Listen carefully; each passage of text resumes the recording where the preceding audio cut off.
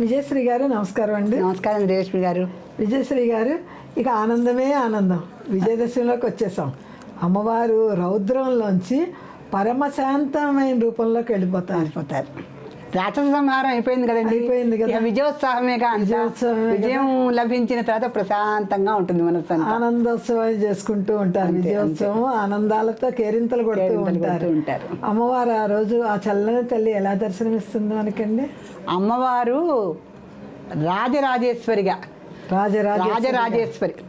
అసలు రాజు అంటేనే చాలా గొప్ప పెద్ద పదం.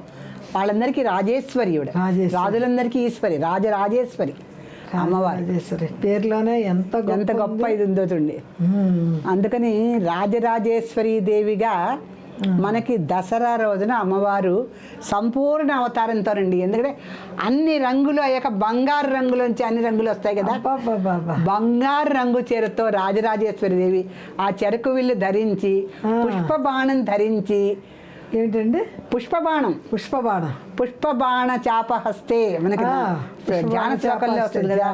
పుష్పము, విల్లులు, చెరుకు గడ్డ ధరించి బంగారపు రంగు చీరలో అమ్మవారు దసరా రోజున మిలమిలా మెరిసిపోతూ భక్తులందరికీ దర్శనం ఇస్తుంది. ఈ బంగారపు రంగు చీరని ప్రత్యేకంగా అమ్మవారి గురించి నేస్తారండి.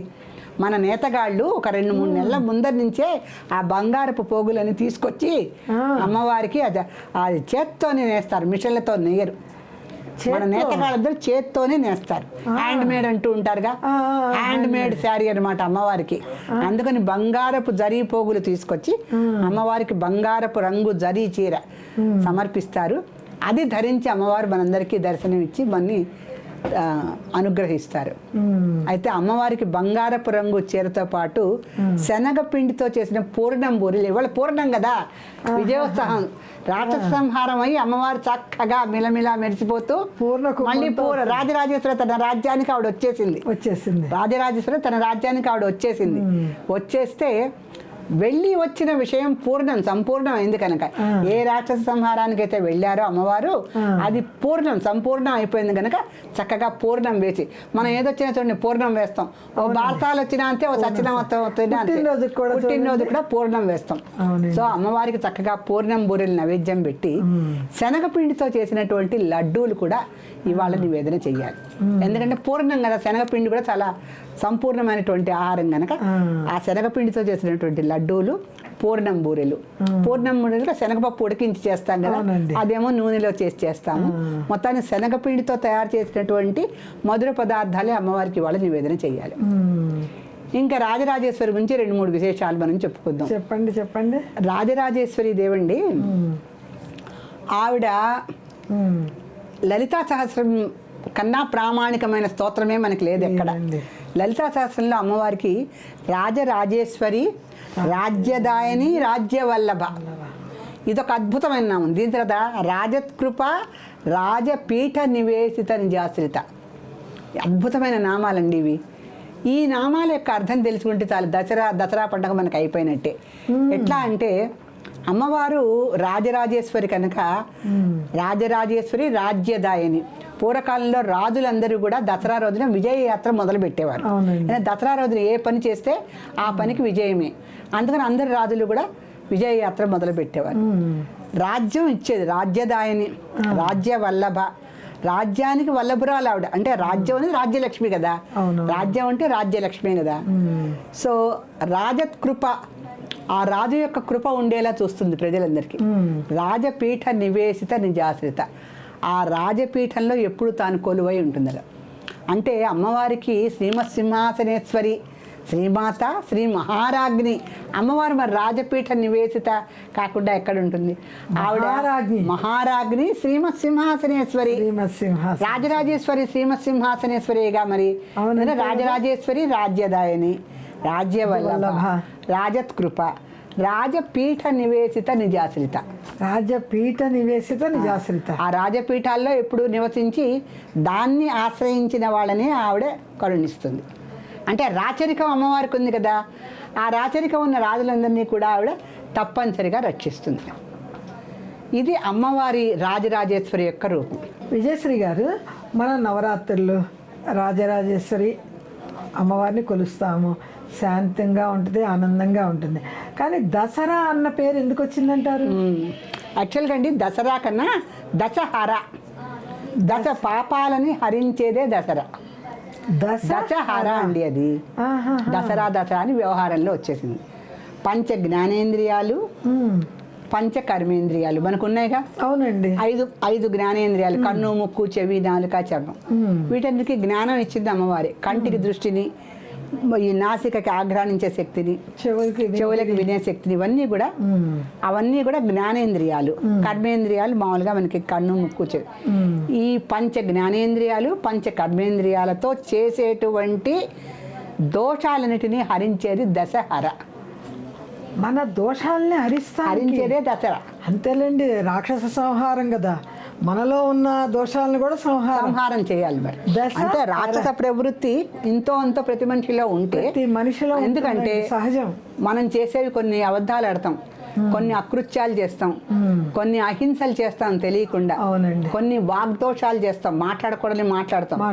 కొన్ని మానసిక దోషాలు చేస్తాం, మనసుతో భావిస్తాం. కొన్ని శారీరక దోషాలు కూడా చేస్తాం. ఇప్పుడు మనకి చాతుర్మాస్యంలో ఈ పీఠాధిపతులందరూ రోడ్ల మీద నడవరు, పాదయాత్రలు. ఎందుకంటే కాలి కింద చిన్న చీమ పడ్డా అది దోషమే. ఇవన్నీ శారీరక దోషాల కింద నడుస్తూనే ఉంటాం. ఎన్నో జరుగుతూ ఉంటాయి శారీరక. అసలుకి సాయిబాబా చరిత్రలో అయితే ఇల్లు ఊడవటం కూడా పాపమనే ఉంది.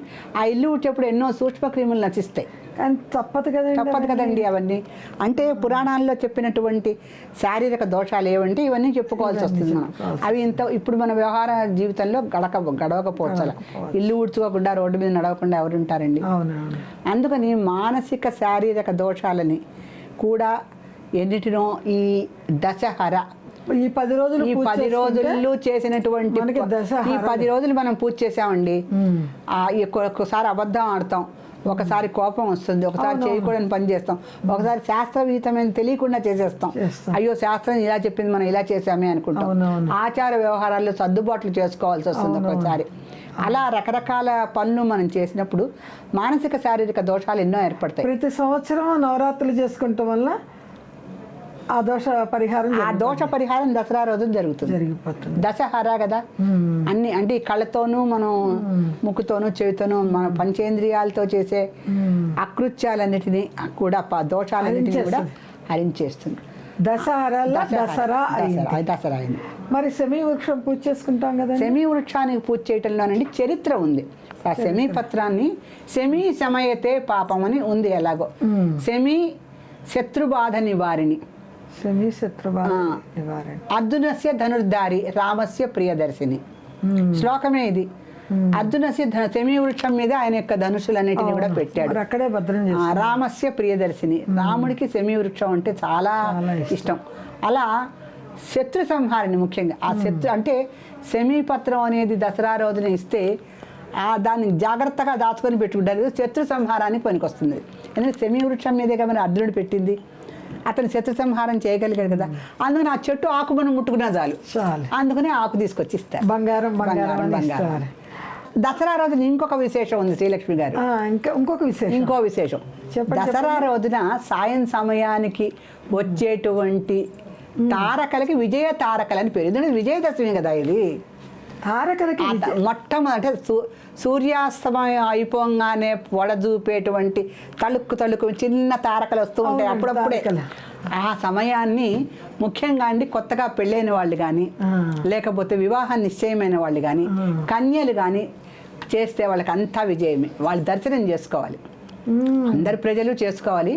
ముఖ్యంగా కొత్తగా వివాహం అయిన వాళ్ళు, పెళ్లి కాని వాళ్ళు, వీళ్ళు దర్శనం చేసుకోవడం వాళ్ళకి ముందు జీవితం అంతా చాలా విజయోత్సాహాలతో గడుస్తుంది. అందుకని సాయం సమయంలో వాళ్ళు కాకుండా మనందరం కూడా చేసుకోవచ్చు అంటారా? అందరికీ విజయం కావాలి కదండి శ్రీలక్ష్మి గారు. వాళ్ళకి జీవితం కొత్తగా మొదలవుతుంది కనుక వాళ్ళకి కొత్తగా పెళ్ళైన వాళ్ళకి జీవితం మొదలవుతూ ఉంటుంది. ఒక్కొక్క అడిగే వేచి వెళ్ళాలి వాళ్ళు ముందుకి. వృద్ధాప్యం వచ్చినా కూడా, వృద్ధాప్యం వస్తే ఆయురారోగ్యాల కోసం అడుగుతాం, మధ్య వయసులో ఉంటే బాధ్యతల కోసం అడుగుతాం, యవ్వనంలో ఉంటే చాలా విలాసాలు భోగాల కోసం అడుగుతాం. మనిషి ఎప్పుడు జీవితాల కోరికల పుట్టతోనే ఉంటాడు. ఏ వయసుకు ఆ రకమైనటువంటి సమస్యలు కోరికలు ఉండడం సహజం. ఆ విజయ నక్షత్రాలు ఆ విజయ అంటే 11 అండి అసలు నిజానికి. విజయ అంటే 11, ఏకాదశికి విజయ అని పేరుంది, 11వ రోజు కదా. అయితే ఈసారి ఇంకా విశేషం అన్నమాట. ఇంకా విశేషం ఈ సంవత్సరం చాలా అందుకని విజయ అంటే 11 సంఖ్య. ఎప్పుడు దసరా మనకి ఏకాదశి అంటే కదా, దశమి తర్వాత ఏకాదశి 11వ రోజు వస్తుంది. సో ఆ రకంగా ఈ సంవత్సరం మనకి ఈ విధంగా కలిసి వచ్చింది మనకి ఈసారి. సో ఆ రకంగా విజయదశమి అంటే విజయ తారకలని చూసి జనాలందరూ కూడా ఎప్పుడు విజయాన్ని పొందొచ్చు. తర్వాత పూర్వకాలం రాజుల కాలంలో అయితే వాళ్ళు విజయ యాత్రకు బయలుదేరే వాళ్ళు, ఆ చుక్కలు చూసి విజయయాత్రకు బయలుదేరేవారు. సో విజయదశమి రోజున చాలా విశేషాలు ఉంటాయండి. దాంట్లో శమీ వృక్షం దర్శనం ఒకటి, శమీపత్రం దగ్గర పెట్టుకోవడం ఒకటి, ఈ సాయం సమయానికి విజయ తారకలను చూడటం ఒకటి. విజయదశమిని మనం సాయం సమయంలో విజయ తారకలను దర్శించి సంపూర్ణం చేసుకుందాము. అందరికీ కూడా ఈ మంచి విషయాన్ని, ఎందుకంటే జీవితంలో అందరికీ విజయం కావాల్సిందే, అందరికీ కావాలి. ఆ విజయము సాయంత్రం పూట చక్కగా 4 తారకల్ని చూస్తే విజయం తథ్యం అనేటువంటి అద్భుత మనకి రాజరాజేశ్వరి దేవి ఇస్తుంది దసరా రోజున. సో ఈ రకంగా అందరూ కూడా విజయంతో సౌభాగ్య సంపదలతో దసరా రోజు నుంచి మళ్ళీ దసరా వచ్చే వరకు కూడా ప్రజలందరూ సుఖశాంతులతో ఉండాలని మన ఛానల్ తరఫున మనం కోరుతూ అందరికీ కూడా విజయదశమి శుభాకాంక్షలు. మన ప్రేక్షకులందరూ కూడా తెలుగు క్యాపిటల్ భక్తి టీవీ ప్రేక్షకులందరికీ కూడా విజయదశమి శుభాకాంక్షలు. ఇది మా అదృష్టం అండి. మీ నోటు వింటాము, మేము ప్రత్యక్షంగా చూసి నమస్కారం చేసుకున్నాం, తప్పకుండా చేస్తాం. చాలా సంతోషం. ఈ దసరాకి మీరు మహా అద్భుతమైన కానుకిచ్చారండి విజయశ్రీ గారు. అమ్మవారు మనకిచ్చిన కానుక. అమ్మవారు ఇచ్చారు, మీ రూపాయలో పలికిచ్చారు. నమస్కారం. చాలా సంతోషం అండి.